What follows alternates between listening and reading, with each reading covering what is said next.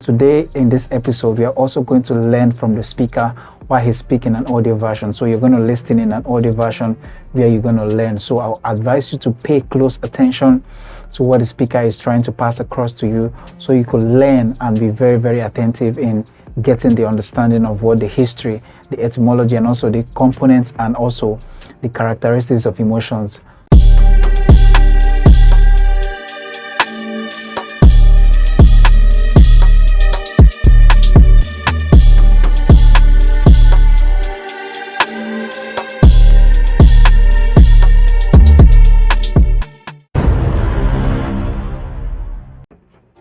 Hello guys, welcome to the Dreamland podcast. My name is Blessed Robinson and I'm your host for today.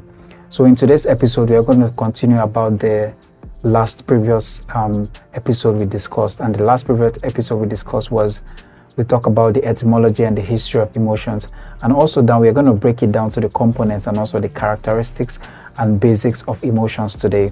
And also today in this episode, we are also going to learn from the speaker while he's speaking an audio version. So you're going to listen in an audio version where you're going to learn. So I'll advise you to pay close attention to what the speaker is trying to pass across to you so you could learn and be very, very attentive in getting the understanding of what the history, the etymology, and also the components and also the characteristics of emotions.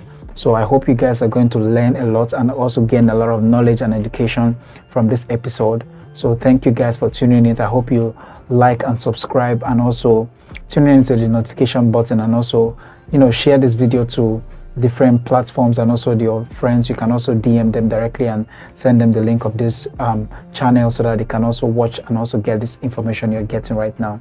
So thank you guys for tuning in and have a enjoyable, knowledgeable and educative episode today. Thank you.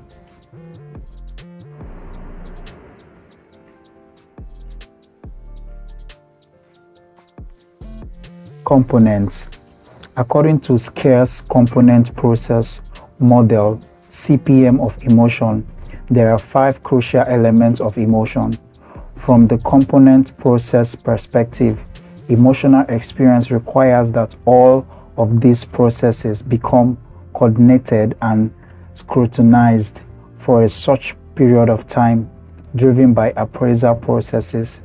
Although the inclusion of cognitive appraisal as one of the elements is slightly controversial, since some theorists make the assumption that emotion and cognition are separate but interacting systems.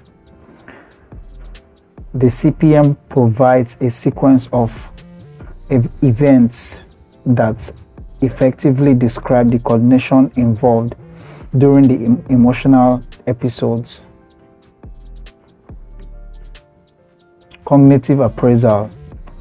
This provides an evaluation of events and objects, bodily symptoms, the physiological components of emotional experience, action tendencies, a motivational components for the preparation and direction of motor response, expression.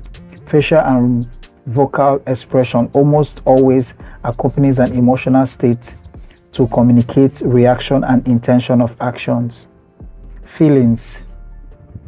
The subjective experience of emotional state once it has occurred.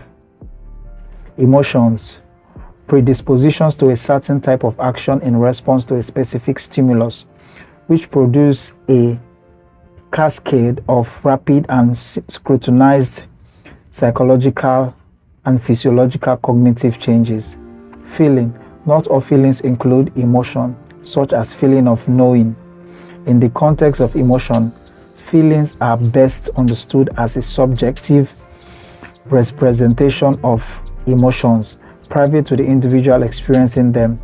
Emotions are often described as the raw, instinctive response, while feelings involve our interpretation and awareness of those responses. Moods.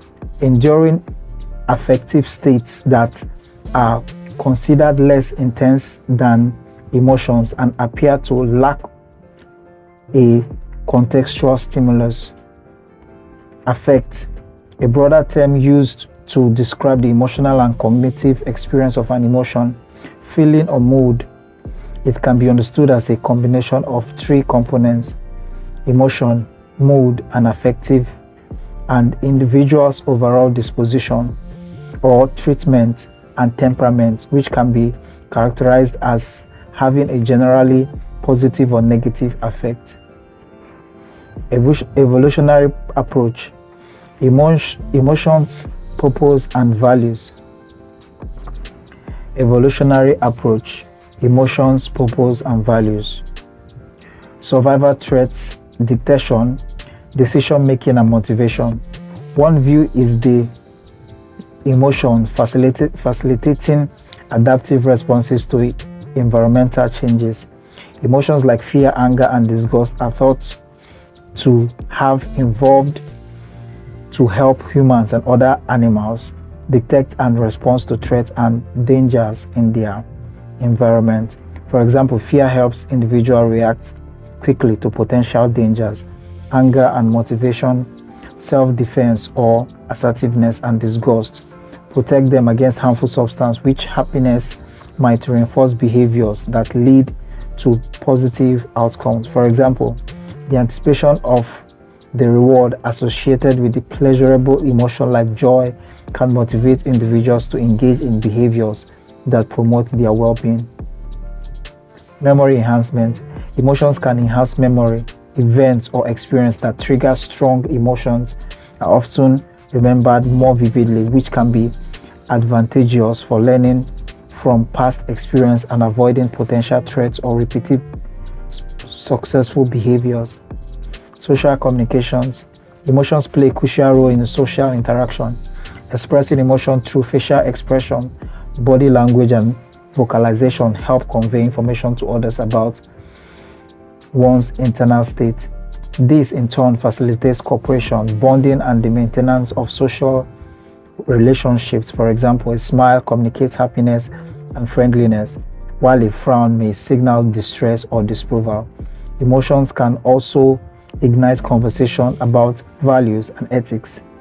However, some emotions, as some forms of anxiety, are sometimes regarded as a part of mental illness and thus probably of negative value. Classification. A distinction can be made between emotional episodes and emotional disposition. Emotional dispositions are comparable to character traits, where some may be said to be generally disposed to experience certain emotions. For example, an irritable person is generally disposed to feeling irritation more easily or quickly than others do. Finally, some theorists placed emotions within a more general category of affective states, where affective states can also include emotion-related phenomena such as pleasure and pain, motivational states, for example, hunger and curiosity, moods, disposition, and traits.